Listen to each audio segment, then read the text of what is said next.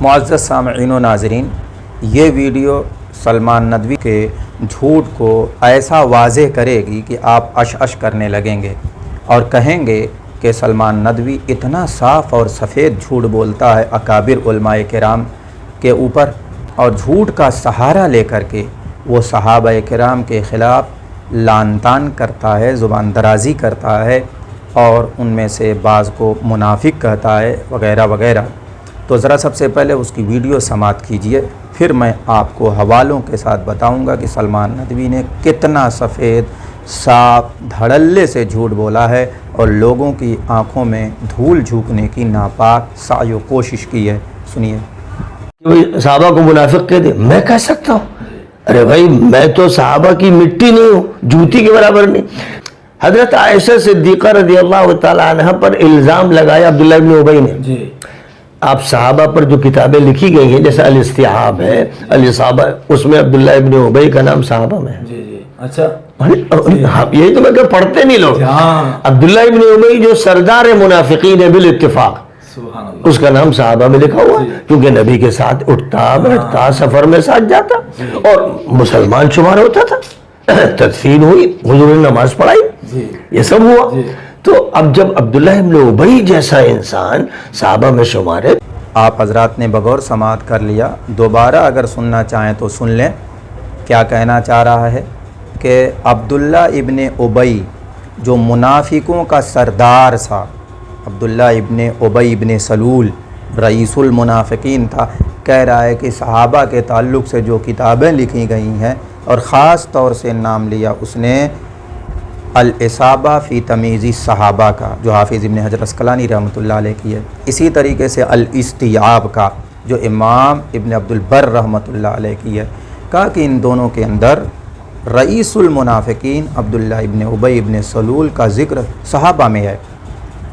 آئیے میں کہتا ہوں یہ صاف جھوٹ ہے، صریح جھوٹ ہے، من گھڑت ہے۔ اسی طرح کے جھوٹ بول کر کے یہ صحابہ کرام کے خلاف زبان طعن دراز کرتا ہے۔ اللہ تبارک و تعالی اس کو ہدایت دے، ورنہ اس سے امت کو نجات دے۔ خیر، آئیے میں آپ کو دکھاتا ہوں۔ دیکھیے، یہ الاصابہ فی تمیز الصحابہ ہے، اس کی جلد 2 ہے، حافظ ابن حجر اسقلانی رحمۃ اللہ علیہ کی ہے۔ یہ طبع ہوئی ہے دارالفکر بیروت سے۔ اس کا صفحہ نمبر 335 ہے اور ترجمہ نمبر 4784 ہے۔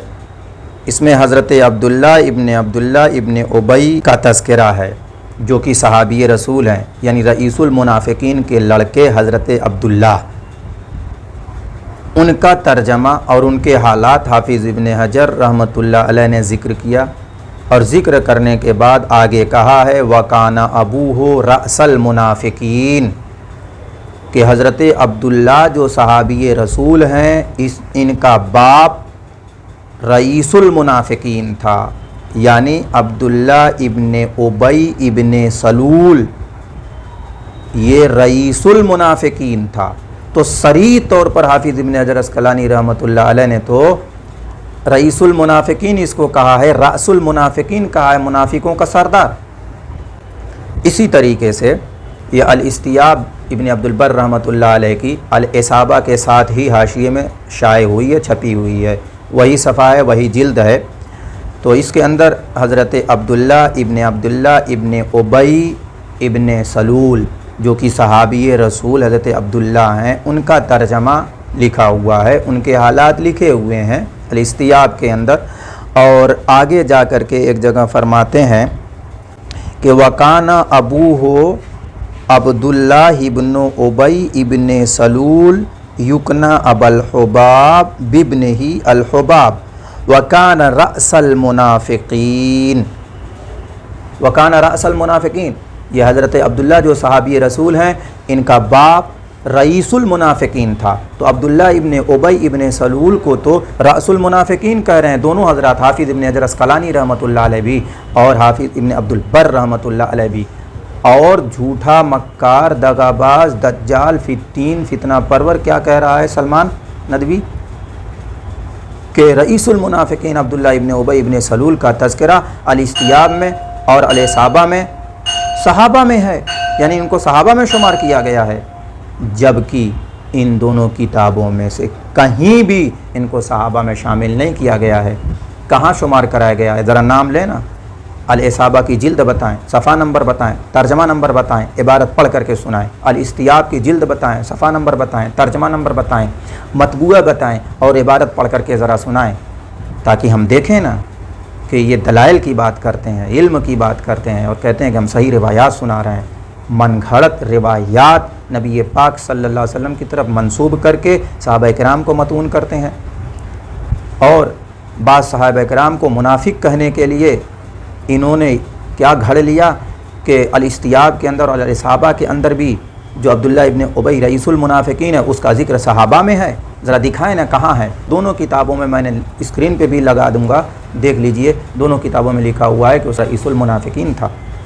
تو دیکھیے یہ کیا کیا کہہ رہا ہے، کیسا کیسا جھوٹا جھوٹا سہارا لے رہا ہے۔ حضرت عائشہ صدیقہ رضی اللہ تعالی عنہ پر الزام لگایا عبداللہ ابن ابی نے۔ جی آپ صحابہ پر جو کتابیں لکھی گئی ہیں جیسے الاستیعاب ہے، الاصابہ، اس میں عبداللہ ابن ابی کا نام صحابہ میں ہے۔ جی جی اچھا یہی تو میں کہ پڑھتے نہیں لوگ۔ عبداللہ ابن ابی جو سردار منافقین ہے بالاتفاق، سبحان اللہ، اس کا نام صحابہ میں لکھا ہوا ہے۔ سچ ہے، میں الزام اس کو دیتا تھا، قصور اپنا نکل آیا۔ ندوی صاحب سچی بات تو یہ ہے کہ آپ نہیں پڑھتے ہیں، لوگوں کو آپ دعوت دے رہے ہیں کہ لوگ پڑھتے نہیں، تانا دے رہے ہیں۔ سچی بات تو یہ ہے کہ آپ نہیں پڑھتے ہیں، ہم دعوت دیتے ہیں کہ آپ پڑھیے اور توبہ کیجئے، رجوع کیجئے، لوگوں سے معافی مانگیے اور کہیے کہ میں غلط بات بیان کر کے صحابہ کرام رضوان اللہ تعالی علیہم اجمعین کی شان میں بہت بڑی بڑی گستاخیاں کر بیٹھا، میں توبہ کرتا ہوں، رجوع کرتا ہوں، اعلان کیجئے، ورنہ آپ کی آخرت خراب ہو جائے گی، آپ کا انجام بہت برا ہوگا۔